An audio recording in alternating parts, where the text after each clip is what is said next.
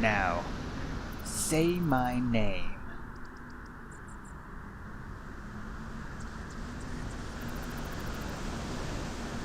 You're Hindenburg.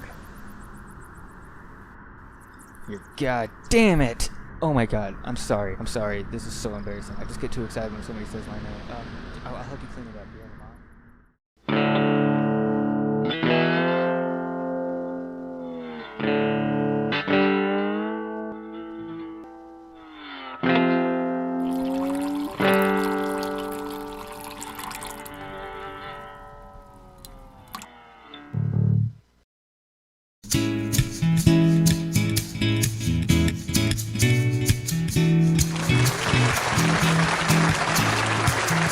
Thank you. Welcome back to the Lately Night Show. I'm Dusty Spumante. Anybody in the audience tonight like to sleep? Yeah? Couple of you? Funny thing in the news this week. Studies show that, on average, you eat 7 spiders in your sleep every night. Now if only they could research something useful, like good hiding places for the dead bodies in my pool.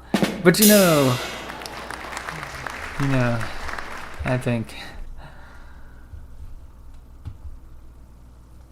this concludes the monologue. Video games are being tied down by their history. Too many conventions that we just accept as necessary only exist because we did it that way decades ago.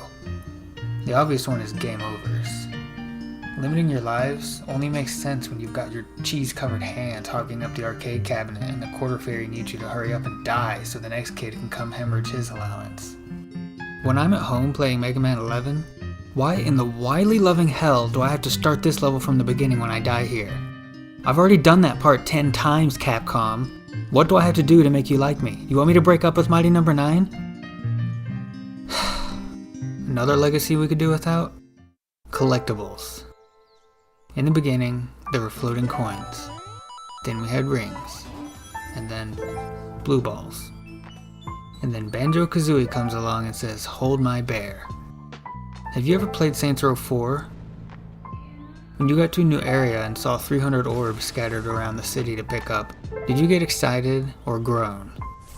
Do you look forward to walking over every square foot of your property with a lawnmower?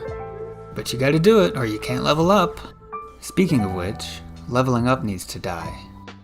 Yes, it feels good to get the bloop, bloop, bloop, bloop, level up. But so does calling in sick and chewing up the armchair all day. We're grown up now, and it's time to take responsibility. You hang out in the cave and murder 20 topless mermaids or whatever, and you get stronger. So now you advance to the Froyo shop where the enemies are stronger too. So it all balances out. So what's even the point of that system? For the satisfaction of returning to earlier areas and one-shotting all the weak dudes? Here's something you might enjoy. Go to college, really grind your math stat, get an engineering degree, and then go back to 3rd grade and just demolish that multiplication quiz. I really appreciate Fury. When you finish that game, your character is exactly the same as he started. No new gear, no ridiculously large health bar. It's you, the player, who has to get stronger to conquer the bosses. And finally, games from the 80s tended to have this weird mechanic where you don't have a grappling hook. And because of that, even today, a lot of developers feel compelled to include an absence of grappling hooks in their games. Imagine how much more fun Minesweeper could be. And that's our show for tonight. Thanks for coming out. Please exit the building single file with the uglier people leaving first. Good night!